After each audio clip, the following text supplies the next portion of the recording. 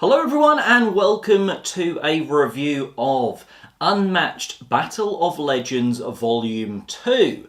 Now this review copy was provided to me by Coiled Spring Games, but that doesn't change my opinions or thoughts on it. Let's roughly go over how the game plays as Unmatched and Battle of Legends, talk a little bit about the characters and give you my thoughts on this box.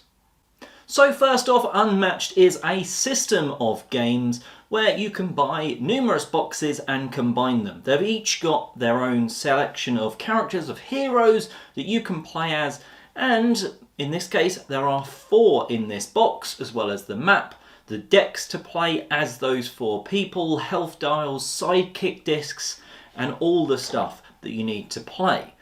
And then you could go and get another set if you really wanted and combine them.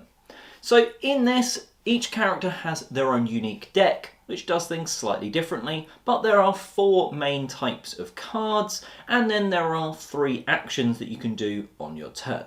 So on your turn, you can maneuver, that is moving around the map, but first drawing a card. The second thing you can do is to attack. Now attack is if you're next to someone, if you're a melee character, or if you've got range, say you've got a bow like one of the characters in this set, then you can fire at anyone in the same area. So the coloured regions of the board designate the area. And if you're on a space of multiple colours, you're in both of those areas, or all of those areas. That's how the attack works. You're saying you are attacking from, say, your main character or your sidekick to one of the other one of your opponent's pieces, be that their hero or their sidekick. They then have a chance to defend, depending on what cards are in their hand. They might choose to or not, and then you take one value from the other. If there's any value left over, they're going to take some of that damage and put their health dial down, and if the defense is then higher or equal to, they're not going to be taking any damage. Some cards trigger other effects, and that is something special which we'll definitely touch on in this box in particular. There's also a third action which is about one of the last types of cards, which is scheming. Schemes are a little bit different. They maybe give you health back, do something cool and different that only your character can do. Now, I said there's 3 actions and there's 4 types of cards. That's because there's a 4th type of card that is an attack or defense, and you can play that as an attack or a defense card. It's purple rather than the red attack or the blue defense. And that's basically how Unmatched works. Now what's different about this set is sort of double attacks. Now what I mean by that is, normally when you play an attack card, it is one of your 2 actions on your turn, and once you've done, that is your sort of action over, or maybe even your turn over if you've maybe had to move before attacking. Some of these cards allow you to play an attack, and then as an after combat ability, it will actually trigger a further attack. Some of the characters do this better than others. Some of them try and fool you in with their first attack, having 0 damage. So you defend that and then do maybe not having a defense card for that second, slightly bigger hit. There is something about that is really interesting in this set. It plays an extra mind game when you're against one of these characters, specifically Sun Wukong, the Monkey King, because he has a couple of those cards in his deck of fooling you when you play a defense card and it turns out he's actually going to have done a 0 attack, but it's just wasting one of your defense cards. And they've all got different things like that allow them to do one attack and then another. Now if you feint, some of the cards in feint are cancel card effects, and they would stop that second attack often. I found those to be really cool, those extra attacks. It just felt like you've either maybe tricked your opponent into something, or you've at least had a bigger turn without it being too overpowered, because in some cases, if they don't defend, then you don't get that second attack and things like that. Or maybe they're just 2 smaller attacks that are easier to defend.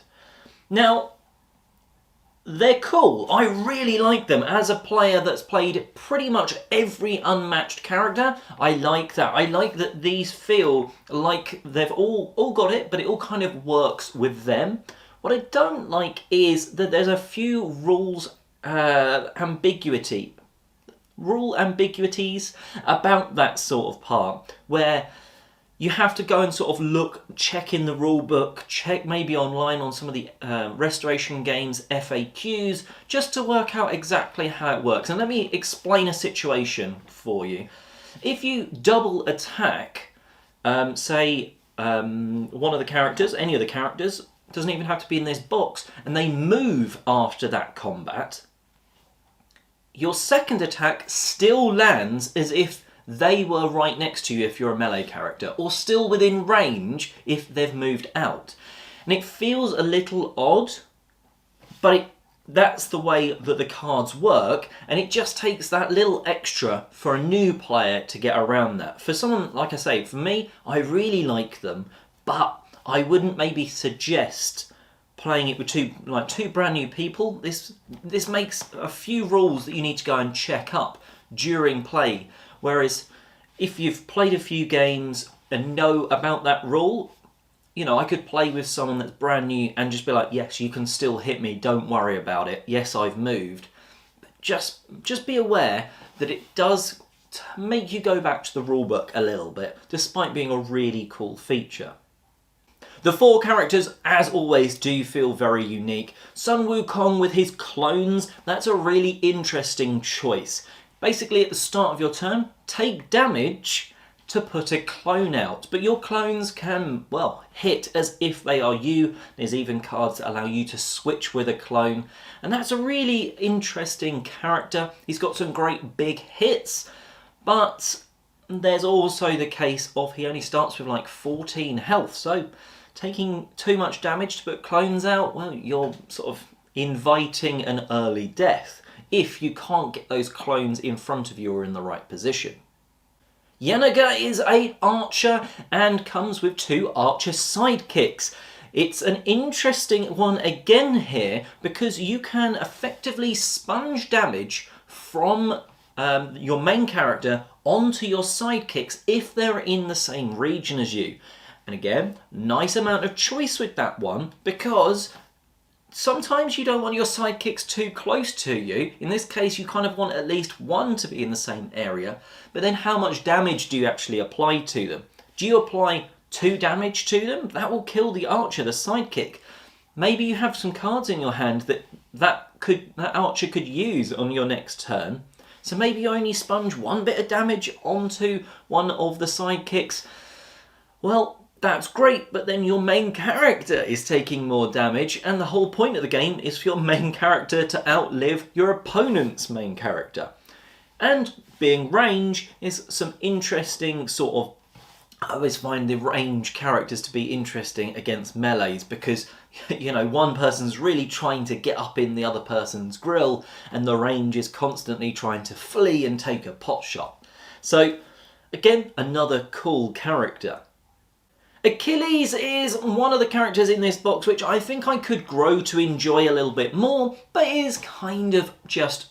It feels an okay character, not necessarily too fun, but not sort of really that broken or underpowered. Here, the sidekick is useful, but when your sidekick dies, Achilles becomes more powerful. Again, this is another interesting choice of, well, I've got some good cards for my sidekick, but my main character could be walloping a bit harder when he's gone. Normally, you would maybe, there's some strategies in Unmatched of you focus down your opponent's sidekick because then it's just them, you're not having to deal with someone else that might deal damage. Here it's almost a case of you not wanting to take out their sidekick, so they're going to be Achilles is going to be shoving that sidekick in your face until you beat it down to power him up. It makes it interesting, a good dynamic there of not wanting to kill a sidekick for once, I just didn't find him as an Achilles to be... It's a solid character, but not one that was sort of overwhelmingly fun to play as. Unlike the fourth, and final character, Bloody Mary. This is a character that I would not advise for brand new players because A, you've got those 2 attack cards in your hand or in your deck, but also because her main power is all revolving around you only having 3 cards in your hand, because that's going to give you a third action. It's brilliant when you can get it using, because some of your cards even do like more damage or do something extra when it's your third action. So you're constantly trying to play with a really small hand, but that means maybe you don't have any defense cards in your hand. Maybe you've only got that 1 attack card or whatever, because you are trying to constantly start your next turn with 3 cards. And that can be, again, some great choices there, because someone's attacking you. If you defend, maybe you don't have 3 cards left, or maybe defending would mean you have only 3 cards, and then you're going to be starting your next turn on that right point to get that third free action. It's a fun character to play, a really interesting sort of, do I risk it? Do I get rid of these cards? Do I boost my movement even though I don't need it to burn some cards to get down to that 3? But then am I leaving myself vulnerable? If you've only got 3 cards, if your opponent can attack you twice, you're only having then 1 card on your turn, and then you are behind the cards you need to have. So you need to maneuver, and then they can attack. And an interesting character. I don't think having a third action feels like it should be really strong. It feels like you've got a big turn. It feels a strong turn, but you often have to spend a few turns lining up for it. And in some characters, I haven't enjoyed when you've had to sort of take some turns to build up and then attack. Dr. Sattler does it in the T-Rex set, where you have to build up by moving and putting tokens out. But it takes too long, too many turns. In this, it can be 2 turns and then you've managed to get it right for a couple of turns of having 3 cards. So all in all, the characters are cool. There's Achilles, I thought was maybe a bit boring, but I might grow to like him a bit more. Sun Wukong is definitely my favourite, and the other 2 are interesting ones to play in the middle. As with all of the main Unmatched sets, the 2 or 4 hero boxes, this comes with its own board, its own map, and the Hanging Gardens is a really dynamically sort of based one, because you're constantly having to move around and try and get into the right positions, because there's spaces here that allow you to do more damage. And uphill, it is as if they've sort of taken the logic of Star Wars of having the high ground and put it into a map, because there's locations that are visually on the map, up staircases, that allow you to deal more damage, 1 extra damage, down if the opponent is at the other place.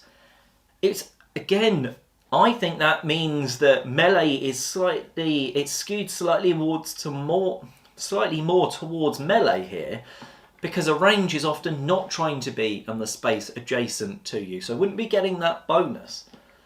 And there's some really cool places and some parts of the map where someone's got the high ground. If I go and attack them, I need to be able to get away, because otherwise I'm stood after attacking them looking up the staircase at them, and they're going to be hitting me harder the other way. And it's an interesting one that constantly sees the players moving round, trying to get this bit of high ground, then trying to get that bit of high ground. And it's a really cool board. My only issue with this is that it is a 4 hero set with only 1 board. So this does have the Hanging Gardens on both. It has the new and the old style, or the sort of the coloured circles and then the sort of just ringed circles. I like that they've got the difference in maps, but I just wish that it had 2 unique maps, 1 on each side. I think that would have been cooler if they'd have included 2 maps, but the 1 map is really cool. So overall, for brand new players of Unmatched, I think Cobble and Fog is still maybe a slightly better option for you. The original Battle of Legends 1, Volume 1, maybe also slightly better. I think the characters in this box are more fun and interesting personally. Obviously, that is a personal choice. My favourite character obviously being Sun Wukong. The double combat parts, the double attacks are really good fun, but maybe not perfect for brand new players. The map, despite only being 1 map, is a fun addition, and I can definitely see this using this map even with the characters that aren't in this box, some of the other boxes and stuff like that. And yeah, I am really happy to have this one in the collection. As personally, as rating it, I think it probably is just slightly under Cobble and Fog, but it is really up there with the very top of the Unmatched sets. Because 4 characters, a solid map, they're all fun to play. Well, it might be unmatched, but they seem very matched up combats, and another brilliant game in the series. Anyway, check out other news reviews and stuff on the channel. There's a how to play, like a proper in-depth one of Unmatched on the channel, and there's other stuff as well. So stay subscribed for that, and until next time, have a great day gaming.